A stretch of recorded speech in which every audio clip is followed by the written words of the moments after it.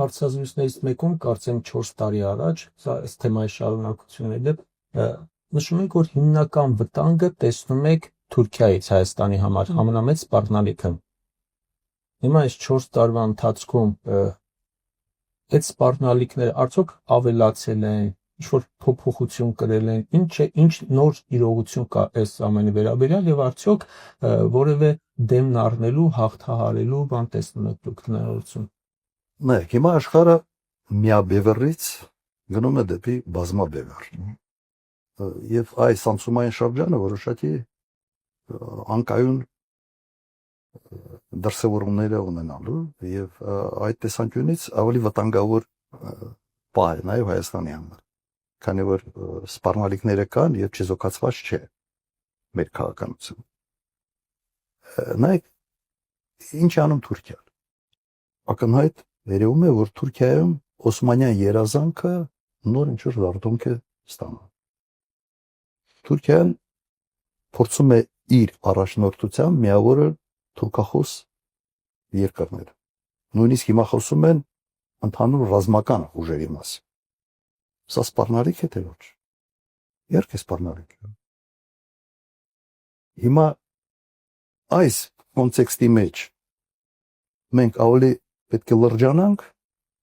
թե չպետք է վերջապես լրջանանք։ Թուրքիայի սպառնալիքը մեր վրա մնում է, իրենց նպատակը ակնհայտ է։ Մենք ինչ որ մի խորտ մարմին ենք, մի մեծ քաղաքական պատկերի մեջ, որը Թուրքիան այսօր ակնհայտ հետապնդում է։ Եվ դա իրենց ազգային շահն է։ Ու չեն կարող մեղադրել թուրքերին, ասել թե ինչու եք սա անում։ Բայց մի հատ հասկանանք, Թուրքիայի այս տարածաշրջանում ով կարա զսպել։ Ինձ անուն տվեք մի երկրի, որը ի վիճակի է այս տարածաշրջանում զսպել Թուրքիայի։ Էստոնիան։ Հաստատ Էստոնիան չի։ Ուրեմն կա Ռուսաստանը, որը այս 3 պետություններից Ռուսաստան, Թուրքիա եւ Իրան ամենից հզորն է իր պոտենցիալով։ Եվ առնվազն վերջի մի քանի 100 տարվա ընթացքում այդպես է եղել։ Եվ աշխարհակաղակական իրավիճակը իդեպ շատ չի փոխվում, քանի որ աշխարհագրությունը չի փոխվում։ Հիմա մենք մնում ենք մեր տեղը, Թուրքիան իր տեղը, Թուրքիայի ամբիցիաները աճում են եւ այ ամբիցիաների աճը որոշակի սպառնալիք է մեզ համար։ Ու խոսքը չի գնում նրա մասին, որ մենք արհեստական ձևով սկսենք սրել հարաբերությունները Թուրքիայի հետ։ Իհարկե ոչ։ Ես 10 տարի նախագահ եմ եղել, դուք գտեք մեկ անզգույշ հայտարարություն Թուրքիայի վերաբերյալ։ Ես ձեզ կարող եմ ասել 18-ից մինչև 20 թվականը Հայաստանի առաջին դեմքը ինչ կարգի հայտարարություններ էր անում Թուրքիայի դեմ։ Մի հատ հիշեք։ Իմ 10 տարվա ընթացքում դուք ասեք մեկ ազգուշ հայտարարություն Թուրքիայի դեմ։ Հիմա սա պատասխանատվության հարց է։ Դու այս գործը հասկանում ես։ Սա մեկ եւ երկրորդը դու բավարար պատասխանատվություն ունես, թե չունես քո արածի համար պատասխան տա։ Ուրեմն մենք չպետք է սրենք հարաբերությունները Թուրքիայի հետ։ Պետք է փորձենք այո լավ հարաբերություններ կառուցել Թուրքիայի հետ, որպես լավ հարևան, բայց մենք չպետք է շանտաժի ենթարկվենք։ Եվ այդ շանտաժի ենթարկվելու միակ գործիքը ունենալ այնպիսի գործընկեր, որը զսպելու է Թուրքիայի ախորժակը Հայաստանի նկատմամբ։ Պարզ չէ դա։ Եթե կա ուրիշ երկիր, ասեք։ Էլի դեմ չէ։ Մանգանք նենք այդ երկիրը։ Հիմա Միացյալ Նահանգները ակնհայտ է, որ հիմա ասած մի քիչ ուրիշ դիրքավորում է փորձում ունենալ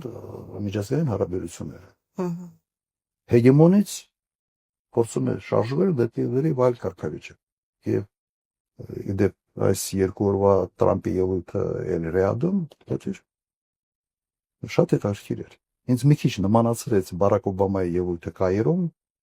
ինձ առաջի տարին իր նախագահությամբ, բայց հետո Միացյալ Նահանգները արեցին ճիշտ հակառակը։ Հիմա Միացյալ Նահանգները ասում են մենք հեգեմոն չենք։ Ունեն այսօր մրցակից Չինաստանը եւ փորձում են կենտրոնանալ այդ տարածաշրջանում։ Հաստատ հարավային Կովկասով Միացյալ Նահանգները ակտիվ չեն զբաղվում։ Հաստատ չեն զբաղվում, դա սա ակնհայտ։ Հիմա մենք մեր անվտանգությունը համապարփակ ապահովելու համար մենք պետք է մտածենք, թե չպետք է մտածենք։ Եվ սա այն դեպքը չի, որ դու ասենց լիքը հնարավորություններ ունես այդ հարցը լուծելու։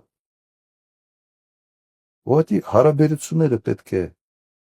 վերականգնել գործընկերային, ռազմավարական, դաշնակցային հարաբերություններ Ռուսաստանի հետ, եւ իհարկե ես մեկ անգամ դա հայտարարել եմ, ներառել նաեւ Իրանի գործը։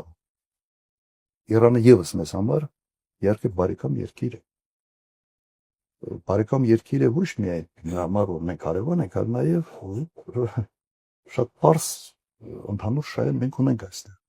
Հայ-ռուսական այդ հարաբերություններին սարքել միգուցե այդ հարաբերությունները եռանկյուն է, նաև գումարել Իրանի կոմպոնենտը։